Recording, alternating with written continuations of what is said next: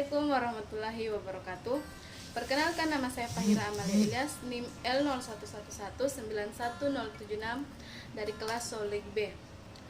Baik, pada video kali ini saya akan membahas satu spesies, yaitu Diadema setosum. Ada 5 aspek yang akan saya bahas. Yang pertama, ciri-ciri. Yang kedua, faktor reproduksi. Ketiga, makanan dan cara makannya. Keempat, faktor lingkungan. Dan yang kelima, habitatnya. Ini adalah gambar dari Diadema setosum. Diadema setosum atau biasa disebut dengan bulu babi merupakan biota laut yang termasuk dalam filum Echinodermata. Echinodermata ini berasal dari bahasa Yunani yang terdiri dari 2 kata, yaitu echinos yang berarti duri dan derma yang berarti kulit, sehingga Echinodermata itu merupakan hewan yang kulitnya berduri. Adapun ciri khusus dari Diadema setosum berupa memiliki duri-duri yang panjang, tajam, dan rapuh di sekujur tubuhnya. Tubuhnya berbentuk bulat atau bundar pipih, berwarna hitam pekat, memiliki gonopor sebanyak 5 buah, serta sangat jelas mengkilap atau menyala. Bulu babi marga Diadema termasuk ke dalam kelompok bulu babi yang mempunyai cangkang beraturan. Bentuk luar cangkang berupa buah delima atau dengan bentuk lebih tertekan atau memipih, memberikan kesan setengah bola. Sebagaimana bentuk umum bulu babi, cangkang Diadema tersusun dari ratusan keping-keping kecil yang terpolakan dengan arsitektur yang unik, seperti pada gambar berikut. Merupakan bagian tubuh dari Diadema setosum. Keping-keping ambulakral berukuran lebih kecil dan mempunyai lubang-lubang untuk keluar masuknya kaki tabung. Sedangkan keping interambulakral berukuran lebih besar dan melebar.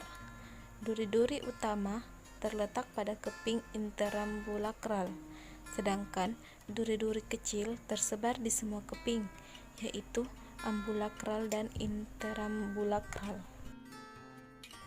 Pada bagian tengah dari sisi aboral terdapat kelompok keping atau sistem apikal, dan pada bagian tengah dari sisi oral terdapat kelompok keping peristomial. Keping-keping ambulakral dan interambulakral berada antara sistem apikal dan sistem peristomial. Sistem apikal, pada bagian tengah terdapat lubang anus yang dikelilingi oleh keping-keping periproj, dibatasi oleh 10 keping yang tersusun bergantian. 5 keping utama yang berukuran lebih besar disebut keping genital. Pada keping genital terdapat gonopor yang berhubungan ke sistem reproduksi. 5 keping okular berukuran relatif lebih kecil. Pada salah satu keping genital, biasanya yang berukuran paling besar, terdapat keping batu atau metroporit. Di sini tempat bermuaranya sistem pembuluh air. Sistem peristomial dikelilingi oleh sederetan keping-keping berukuran kecil. Bagian tengah dibangun oleh semacam selaput kulit, tempat menempelnya organ lentera Aristoteles. Organ lentera Aristoteles berfungsi sebagai rahang dan gigi. Selanjutnya, faktor reproduksi. Siklus hidup dari bulu babi diawali dengan terjadinya pembuahan yang terjadi di luar tubuh. Induk jantan membuahi telur-telur dari induk betina. Telur bulu babi dibungkus dengan semacam gelatinous yang biasa disebut dengan jelikoat. Setelah itu, terbentuklah embrio, di mana embrio ini akan membelah. Setelah mencapai tahap embrio, terus masuk ke fase morula, dan embrio muda disebut dengan blastula. Selama 10 jam setelah terbuai sejak fase blastula, maka embrio disebut mulai aktif. Setelah itu muncullah anakan bulu babi. Bulu babi ini sudah dapat dikatakan telah menjadi anakan bila sudah terdapat tentakel-tentakel, duri-duri, dan pedicelaria. Pembahasan ketiga yaitu makanan dan cara makannya. Makanannya bisa berupa daun lamun dan algea. Hewan ini makan dengan cara mencerna substrat seperti pasir atau menggerus alga pada permukaan yang keras seperti karang.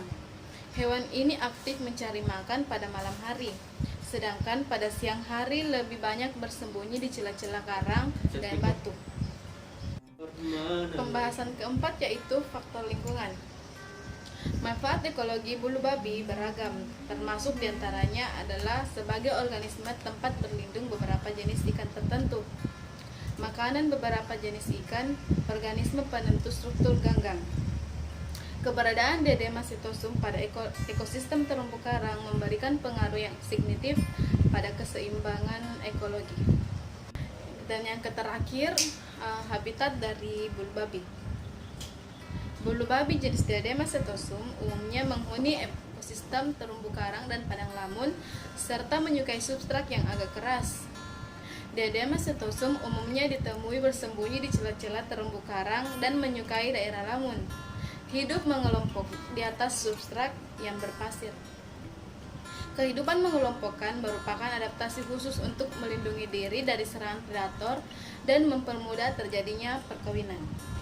Itulah tadi beberapa materi tentang spesies Diadema cytosum. Lebih dan kurangnya mohon dimaafkan. Wabillahi taufiq wal hidayah. Wassalamualaikum warahmatullahi wabarakatuh.